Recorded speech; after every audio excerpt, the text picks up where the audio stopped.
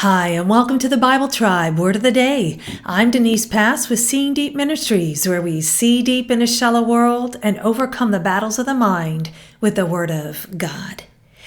Before we knew God, we were in debt to our eyeballs spiritually, but Jesus was willing to pay our ransom.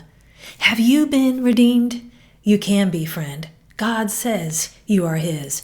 Reading today in the book of Isaiah, chapters 43 through 49, and the verse of the day is Isaiah 43:1. Fear not, for I have redeemed you. I have called you by name. You are mine. Word of the day is redeemed. It is the Hebrew word gaw-al. This word means ransom or purchase. God is speaking through the prophet Isaiah of the redemption he brings to his people. This word redemption is significant. The theological wordbook of the Old Testament says that the primary meaning of this root is to do the part of a kinsman, and thus to redeem his kin from difficulty or danger. The root is used in 4 basic situations, covering the things a good and true man would do for his kinsman.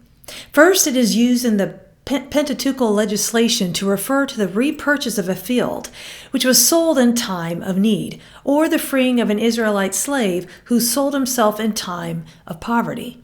Such purchase and restitution was the duty of the next of kin.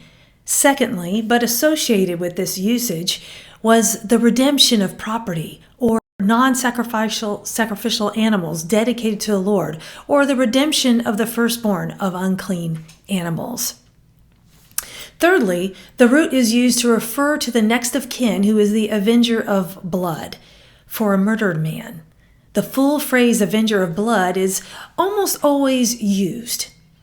Apparently, the idea is that the next of kin must effect the payment of life for life. Finally, there is the very common usage prominent in the Psalms and prophets that God is Israel's Redeemer, who will stand up for his people and vindicate them. A redemption price is not usually cited, though the idea of judgment on Israel's oppressors as a ransom is included in Isaiah 43:1-3. God, as it were, redeems his sons from a bondage worse than slavery. I love this word because I call my husband my kinsman redeemer. God sent him to step into my messy situation and redeem what seemed hopeless. My husband says I did the same for him. No situation is beyond redemption. God is willing. Are you?